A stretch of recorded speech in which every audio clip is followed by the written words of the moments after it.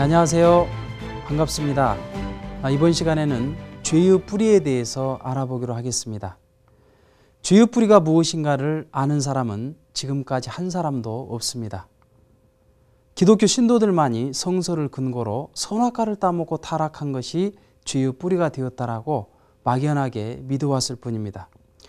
그런데 이 선악과가 문자 그대로의 나무의 과실이라고 믿는 신도들과 또 성서의 많은 부분이 그러하듯이 이것도 비유와 상징일 것이라고 믿는 신도들 간에 제각기 구구한 해석을 하고 있을 뿐 이에 대한 완전한 해명은 이루어지지 못하고 있는 것입니다.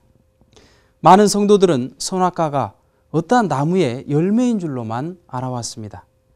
그런데 사랑의 하나님께서 먹으면 죽을 수도 있는 과실을 그렇게 보기 좋고 탐스럽게 만들어서 인간의 손에 닿을 수 있는 곳에 두셨으리라고는 생각되지 않는 것입니다. 마태복음 15장 11절을 보면 예수님께서는 입에 들어가는 것이 사람을 더럽게 하는 것이 아니라고 말씀하셨습니다. 하물며 먹는 것으로서 인간을 타락시킬 수는 없는 것입니다. 인간의 원죄는 자자손손 유전되어 나오고 있습니다. 그런데 먹는 것으로서 인간을 유전시킬 수는 없는 것이죠. 기아에 허덕였을 리도 없는 아담과 해와가 죽음을 무릅쓰면서까지도 이 말씀을 어겼으리라고는 생각되지 않는 것입니다. 따라서 이 선악과는 물질이 아니라 이 생명에 대한 애착까지도 문제되지 않을 만큼의 강력한 자극을 주는 그 무엇이었음에 틀림이 없는 것입니다. 성서의 주요한 부분이 비유와 상징으로 되어 있는 것처럼 이 선악과도 어떠한 것을 비유하고 있다면 그것은 무엇일까요? 우리는 그것을 알기 위해서 창세기 2장 9절에 선악을 알게 하는 나무와 함께 있었다고 하는 이 생명나무에 대해서 먼저 알아보기로 하겠습니다. 성서를 보게 되면 타락한 인간들의 하나 같은 소망은 생명나무로 나아가기를 원한다고 기록되어 있습니다. 잠언서 13장 12절을 보면 이스라엘 민족들의 소망은 생명나무라고 기록되어 있고 요한계시록 22장 14절에 기독교 신도들의 소망도 생명나무 앞으로 나아가는 것이라고 기록하고 있습니다. 창세기 3장 24절을 보니까 아담이 타락한 후에 하나님께서 이 생명나무 앞으로 나아갈 수 있는 길을 그룹과 화형검으로 막아버렸다고 기록하고 있는 것입니다. 따라서 타락 전의 아담의 소망도 우리는 생명나무였다는 것을 예측해 볼 수 있습니다. 이렇게 아담이 타락함으로써 생명나무를 이루지 못했기 때문에 생명나무는 타락 인간들의 한결같은 소망의 대상으로 남아져 내려왔던 것입니다. 그렇다면 이 생명나무는 도대체 무엇일까요? 아직 성장기에 있었던 그 아담의 소망이 있었다면 그것은 무엇일까요? 그것은 타락하지 않고 완성된 아담이 되는 것이었을 겁니다. 다시 말해서 이 생명나무는 창조 이상을 완성한 남성, 즉 완성한 아담을 비유한 것입니다. 우리도 어렸을 때 위대한 인물을 보면 앞으로 나도 저런 사람처럼 되어야 되겠다 라면서 꿈을 꾸지 않습니까? 이처럼 아담도 하나님께서 설정해 놓으신 그 창조 이상을 완성한 그 남성을 그리면서 성장하고 있었던 것이죠. 그런데 아담이 완성하지 못하고 타락됨으로써 이 생명나무로 다시 오신 후 아담인 그 예수님께서 인류를 다시 접붙임하시는 그 섭리를 진행하셨지만 준비되었던 이스라엘 민족들이 그 예수님을 알아보지 못하고 예수님을 십자가의 길로 달리게 함으로써 예수님께서는 부활 후에 믿는 성도들을 중심하고 영적으로만 접붙임을 해 주셨기 때문에 타락 인간들의 원죄는 그대로 남아지게 되었던 것입니다. 따라서 예수님께서는 생명나무로 다시 재림하셔서 인간의 원죄까지도 속죄해 주셔야 될 사명이 남아지게 되었던 것입니다. 자, 그렇다면 하나님께서는 아담만을 창조하신 것이 아니라 그의 배필로서 해와도 창조하셨습니다. 아담을 비유한 나무가 있었다고 한다면 분명히 해와를 비유한 나무도 있었을 것이니 우리는 에덴 동산에 이 생명나무와 함께 있었다고 하는 그 선악을 알게 하는 나무가 바로 그것이라는 것을 알 수 있는 것입니다. 따라서 이 선악을 알게 하는 나무는 창조 이상을 완성한 여성, 다시 말해 완성한 해와를 비유한 것입니다. 성서를 보게 되면 요한복음 15장 5절에 예수님을 포도나무라고 비유하고 있고 로마서 11장 17절에 감람나무라고 비유하고 있습니다. 그리고 타락한 인간들을 돌감람나무라고 비유함으로써 우리 인간들이 접붙임을 받아야 될 존재로 설명하고 있는 것입니다. 우리 한국말에도 앞으로 큰 인물이 될 사람을 이 나라의 기둥이요 이 나라의 꿈나무라고 하지 않습니까? 이렇듯 하나님께서 인간의 타락을 암시하심에 있어서도 완성한 아담과 해와를 두 나무로 비유해 놓았던 것입니다. 그렇다면 두 번째로 우리는 뱀의 정체에 대해서 알아보기로 하겠습니다. 창세기 3장 4절 이하를 보니까 이 뱀은 인간과 담화를 했다고 기록되어 있습니다. 영적인 인간을 타락시킨 것을 볼 때 영적인 존재임에 틀림이 없습니다. 그리고 선악과를 따먹지 말라고 하신 그 하나님의 뜻을 알고 있었습니다. 요한계시록 12장 9절을 보면 그 소재가 하늘이었습니다.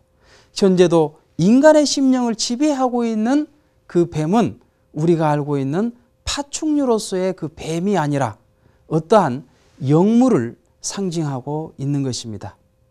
이렇게 선을 목적으로 창조되었다가 타락되어서 사탄이 되었다고 보지 않을 수 없는 것이죠. 그렇다면 피조물 가운데 이러한 조건을 구비하고 있는 존재는 누구일까요? 그것은 천사밖에는 없는 것입니다. 베드로서 2장 4절을 보니까 하나님께서 범죄한 천사를 용서치 아니하시고 어두운 지옥에 던져주셨다는 기록이 있습니다. 그렇다면 대체 천사는 무슨 죄를 저질렀을까요? 유다서 1장 6절 이하를 보니까 또 자기 지위를 지키지 아니하고 자기 처소를 떠난 천사들을 큰 날의 심판까지 영원한 결박으로 흑암에 가두셨으며 소돔과 고모라와 그 이웃 도시들도 저희와 같은 모양으로 간음을 행하며 다른 색을 따라가다가 영원한 불의 형벌을 받음으로 거울이 되었느니라 라고 기록되어 있는 것입니다. 곧 천사는 간음으로 타락되었음을 알 수 있는 것입니다. 그렇다면 인간은 무슨 죄를 저질렀을까요? 창세기 2장 25절을 보니까 타락 전에 아담과 해와는 몸을 벗은 채로도 부끄러워하지 않았습니다. 그런데 타락한 후 창세기 3장 7절을 보니까 아담과 해와가 부끄러워가지고 무화과나무 잎으로 가린 곳이 하치였습니다. 만일 인간이 먹는 것으로 타락이 되었다면 입이나 손을 가렸을 것입니다.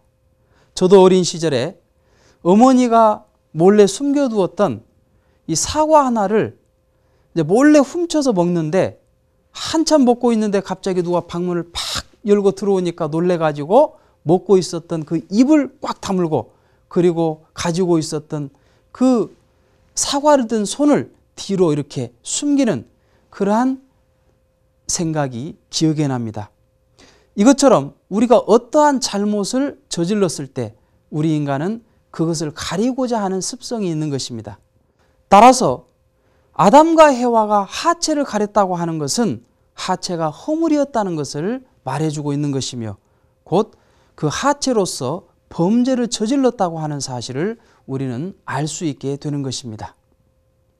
욥기 31장 33절 이하를 보니까 내가 언제 아담처럼 내 죄악을 품에 숨겨 허물을 가리웠던가 라고 기록되어 있습니다.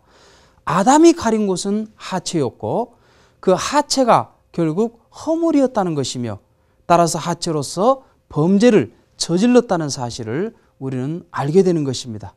그렇다면 하체로서 저질릴 수 있는 범죄는 무엇이 있을까요? 그것은 간음밖에는 없는 것입니다.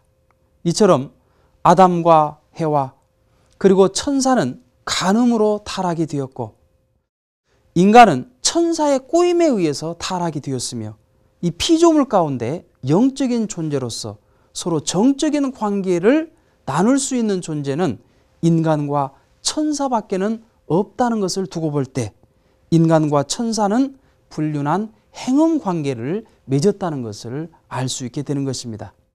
그렇기 때문에 요한복음 8장 44절에 너희는 너희 아비 마귀에게서 났으니 너희 아비의 욕심을 너희도 행하고자 하느니라. 예수님께서는 이렇게 말씀하셨습니다. 곧 인간 시조가 천사와 불륜한 행음 관계를 맺음으로써 우리 인간들은 이러한 사탄의 후예가 되었던 것입니다. 그렇다면 선악과는 무엇을 상징하는 것일까요? 선악을 알게 하는 나무가 완성된 해와를 상징하고 있다면 그 선악과는 해와의 사랑을 의미하는 것입니다. 그런데 왜 그 열매를 선과라고 하지 않고 그 나무를 선나무라고 하지 않았을까요?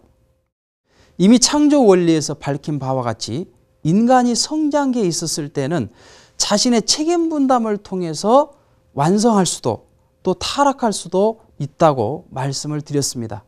따라서 이 해와가 자신의 책임 분담을 함으로써 하나님의 사랑을 중심하고 선의 자녀를 낳음으로써 선과도 맺을 수도 있었고 또 책임 분담을 다 하지 못함으로써 사탄의 사랑을 중심하고 악의 자녀를 낳음으로써 악과를 맺을 수도 있는 그런 입장에 있었기 때문에 하나님께서는 그 나무를 선악을 알게 하는 나무요 그 열매를 선악과라고 표시하셨던 것입니다. 그렇다면 따먹었다고 하는 말은 무슨 말일까요? 그것은 혈연 관계를 맺었다는 것을 의미하는 것입니다. 우리 한국말에도 남녀가 불륜한 사랑을 맺으면 따먹었다고 하지 않습니까? 우리 한국말이 상당히 계시적인 말입니다. 그런데 여기에서 해와도 여자요 천사도 여자인데 어떻게 그런 사랑을 나눌 수 있겠느냐라고 반문할 수도 있을 것입니다. 그런데 천사는 남성인 것입니다. 이 부분에 대해서는 다음 시간에 좀 더 자세하게 설명을 해드리겠습니다. 이처럼 인간 시조가 천사와 불륜한 혈연 관계를 맺음으로써 그들은 선의 혈통을 번식하지 못하고 악의 혈통을 번식하게 되었던 것입니다. 따라서 죄의 뿌리가 혈연 관계를 맺음으로 이루어졌기 때문에 이 원죄는 자자손손 유전되어 나왔던 것입니다. 그러므로 이러한 죄를 벗기 위한 종교마다 간음을 가장 근제로 여겨왔으며 금욕생활을 강조해 왔던 것도 이 죄의 뿌리가 음란에 있었기 때문인 것이죠. 따라서 이러한 음란이란 죄를 발본색원하지 않는 한 우리 인간의 이상세계는 기약할 수 없는 것입니다. 그렇기 때문에 재림 메시아가 이 땅에 오시게 되면 근본적으로 이 죄의 뿌리를 해결하지 않으면 안유되는 것입니다. 그러면 다음 시간에는 타락의 동기와 그 경로에 대해서 알아보기로 하겠습니다. 감사합니다.